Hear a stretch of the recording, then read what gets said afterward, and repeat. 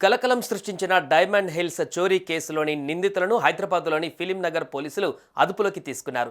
గోల్కొండ ప్రాంతానికి చెందిన lady don Sana కొడుకులే ఈ నేరానికి పాల్పడ్డట్లుగా సమాచారం. ఇటీవల డైమండ్ హిల్స్ కాలనీలోని ఓ ఇంట్లో దొంగలు పడి 34 తులాల బంగారు నగలు, 4.5 లక్షల నగదును తస్కరించి ఉడాయించిన విషయం తెలిసిందే. షేక్పేట సమీపంలోని డైమండ్ హిల్స్ కాలనీకి చెందిన మొహమ్మద్ ముజాహిద్ కమల్ అనే ఎన్ఆర్ఐ ఇంట్లో ఇటీవల 34 తులాల బంగారు ఆభరణాలతో పాటు సుమారు 4.5 లక్షల నగదు, విదేశీ కరెన్సీ చోరీ అయింది.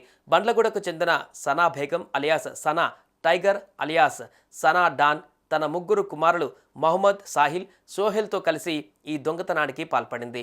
దొంగతనం అనంతరం ఆటోలో పారిపోతున్న క్రమంలో పోలీసులకు దొరకకుండా ఉండేందుకు నిందితులు అనేక ప్లాన్లు వేశారు. చోరీ అనంతరం నేరుగా బండ్లగూడలోని తమ ఇంటికి వెళ్తే సీసీటీవీ ఫుటేజ్ ఆధారంగా పోలీసులు గుర్తించే అవకాశం ఉందని భావించి సుమారు 2 గంటల పాటు రాజేంద్రనగర్ పరిసర ప్రాంతాలలోని కొన్ని బస్తీలలోని సందుగొందులలో తిరిగారు.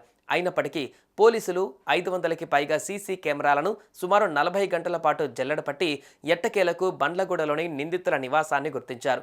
అయితే పోలీసులు తమ ఇంటికి వస్తున్నారన్న విషయం తెలుసుకున్న నిందితులు అక్కడి నుంచి పరారయ్యారు. దొంగిలించిన బంగారంలో కొంత భాగాన్ని అమ్మేందుకు ప్రయత్నించి సనా బేగం, ఆమె రెండో కొడుకు సోహెల్ పోలీసులకు చిక్కారు. ఇక వారి నుంచి 10 తులాల బంగారాన్ని స్వాధీనం చేసుకున్నారు. అలాగే పరారీలో ఉన్న నిందితుల కోసం గాలింపు చేపట్టారు.